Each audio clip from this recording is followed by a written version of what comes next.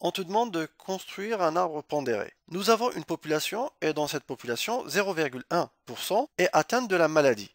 On note M, l'événement, la personne choisie est malade. La probabilité de M est égale à 0,001. Et l'événement T, le test est positif. On te demande de construire un arbre pondéré. Pour le construire, il faut avoir à l'esprit les deux événements dans l'ordre. On choisit d'abord une personne au hasard, et ensuite deux possibilités s'offrent à toi. Soit elle est malade, l'événement M, soit elle est saine, l'événement contraire. Donc l'événement M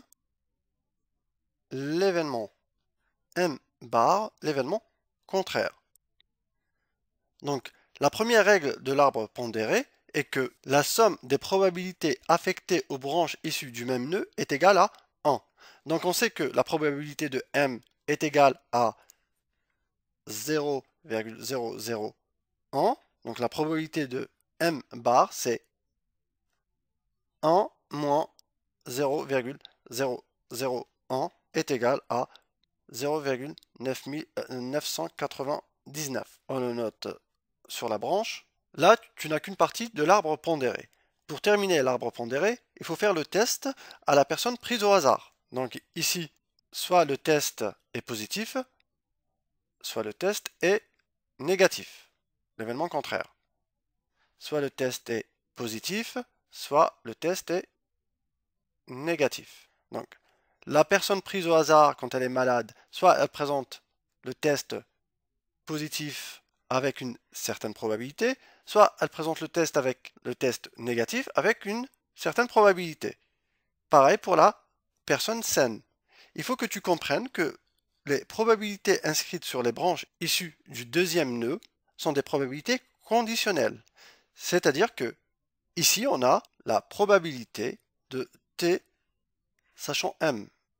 Je vais l'écrire ailleurs. Donc, la probabilité de T sachant M. Donc, la probabilité de T sachant M est égale à 0,99. C'est dans l'énoncé. Donc, tu sais maintenant que la somme des probabilités affectées aux branches issues du même nœud est égale à 1. Donc ici, c'est 0,01. Et cette probabilité s'appelle la probabilité de T bar sachant M. Et dans les données toujours, nous avons la probabilité de T sachant M bar, c'est-à-dire le test est positif sachant que la personne est saine. Cette probabilité est égale à 0,001. Donc, ici c'est 1 moins 0,001 et ça nous fait 0,999. Et c'est la probabilité de T bar sachant M bar. C'est-à-dire la probabilité que le test est négatif sachant que la personne est saine. Elle est égale à 0,999, 0,001. Je ne le dirai jamais assez, donc les probabilités inscrites sur les branches issues du deuxième nœud, c'est des probabilités conditionnelles que voici. Donc ne confonds pas probabilité de t, ça c'est pas la probabilité de t, ça c'est pas la probabilité de t bar, et ici non plus c'est pas la probabilité de t, là non plus c'est pas la probabilité de t bar, c'est probabilité de t sachant m, probabilité de t bar sachant m, probabilité de t sachant m bar, probabilité de t bar sachant m bar. On verra par la suite la probabilité de t. Bah, justement, la question B, on te demande de calculer cette probabilité de t, qui n'est pas égale à 0,99 ni à 0,001. Il te faut utiliser la formule des probabilités totales, c'est-à-dire la probabilité de t est égale à la probabilité de m inter t plus probabilité de m inter t. Ou, si tu préfères, avant de mettre l'addition, on va mettre union.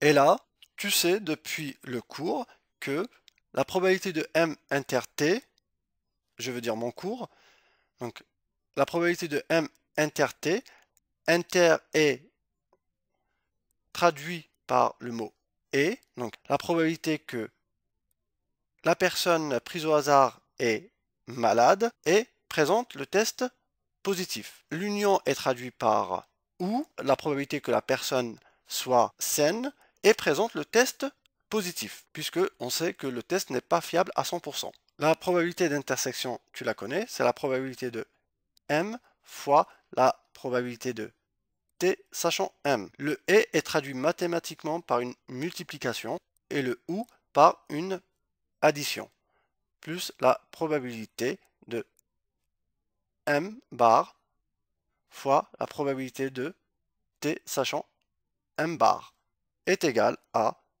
0,001 fois 0,99 plus 0,999 fois 0,001 est égal à 0,001989 est égal à 1,989 fois 10 puissance moins 3. Donc la probabilité de T est égale à 1,989 fois 10 puissance moins 3. Donc comment se lit cette probabilité?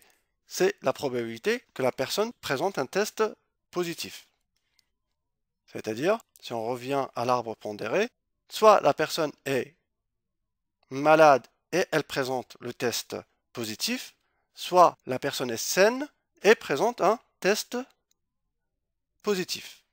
Dans la question C, on te demande de vérifier si le test est positif, il y a moins d'une chance sur deux que la personne soit malade. Pour écrire la probabilité correctement, c'est-à-dire que tu as peur en fait de mal traduire l'énoncé. Tu vas ruser et tu regardes où se trouve la probabilité numériquement. C'est-à-dire ici, une chance sur deux, c'est-à-dire 0,5.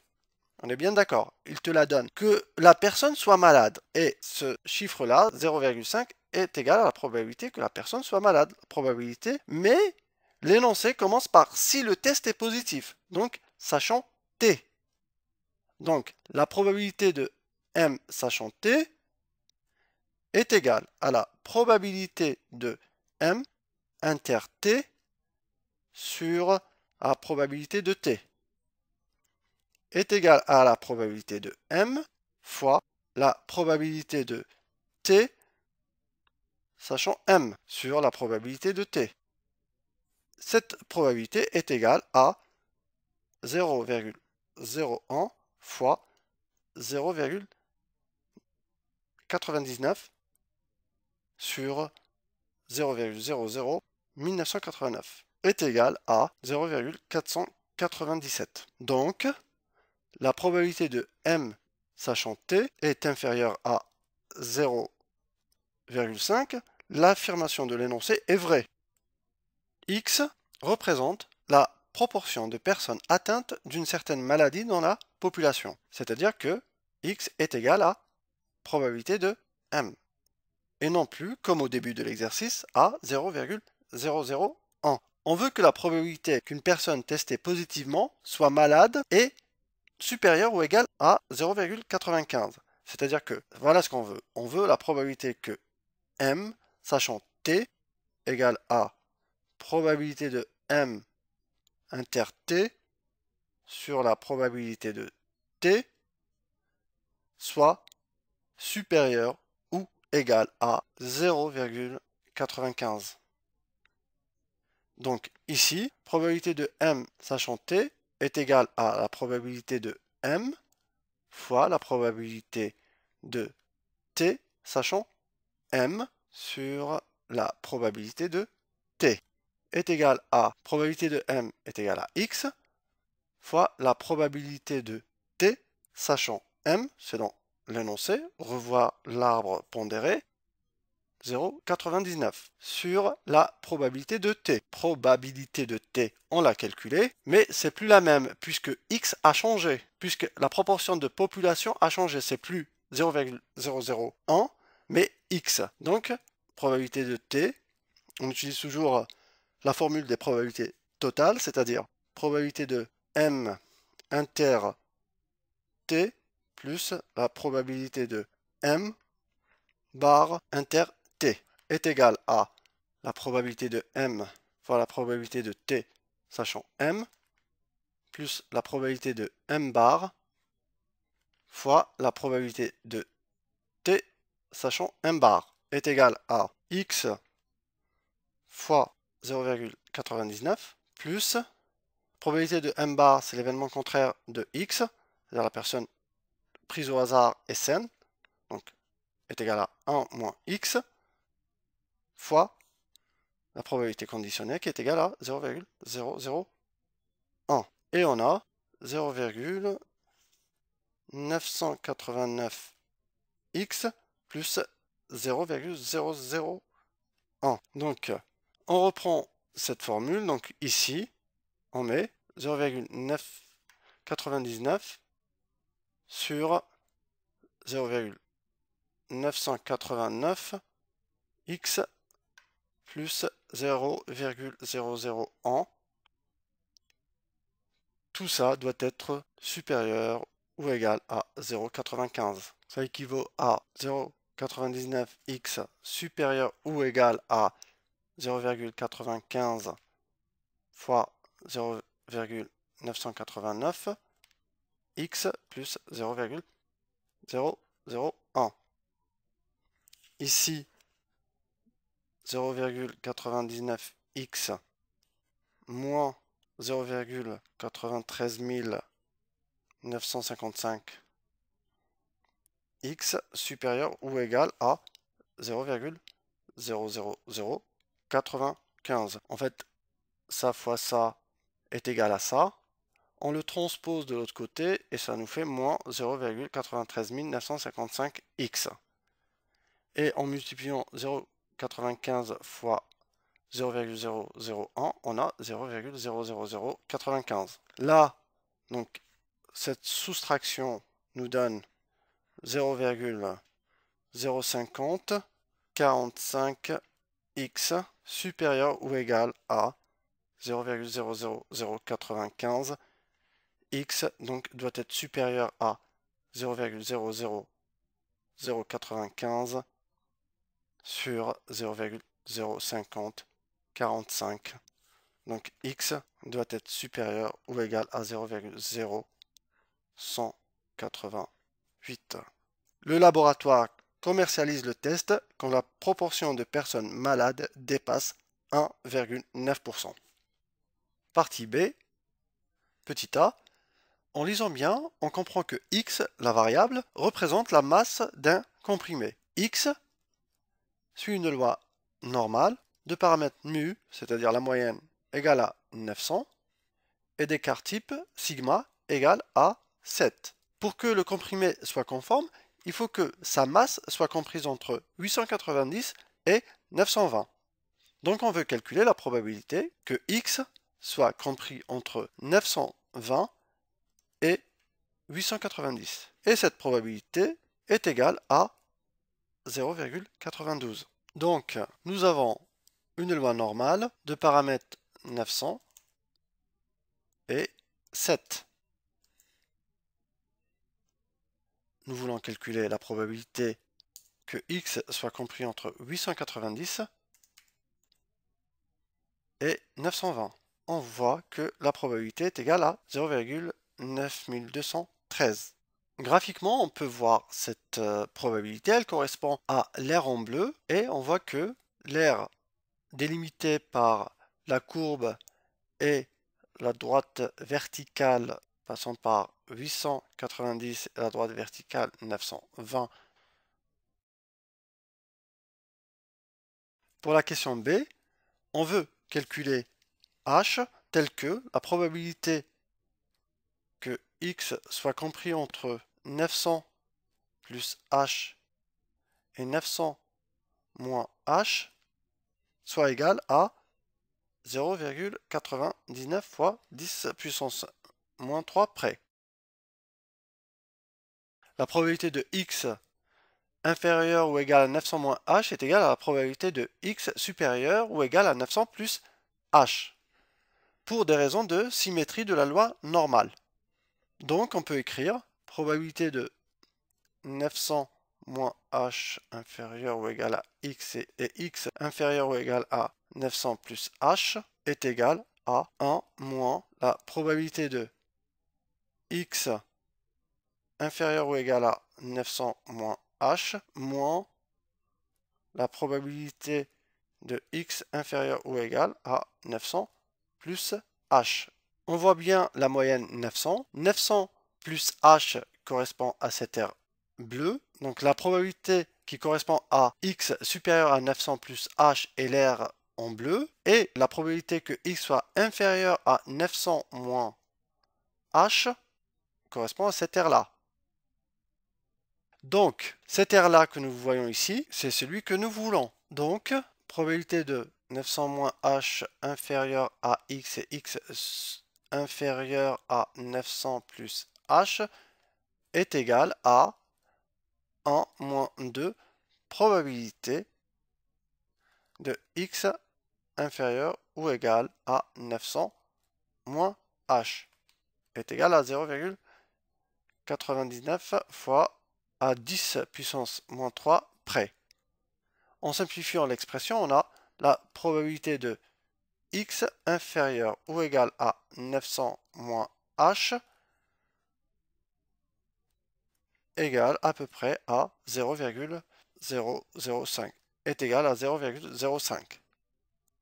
Donc la calculatrice donne 900 moins h égale à 8881,969. H est égal à 18. 2. Dans cette partie, on est dans l'intervalle de fluctuation asymptotique au seuil de 95%.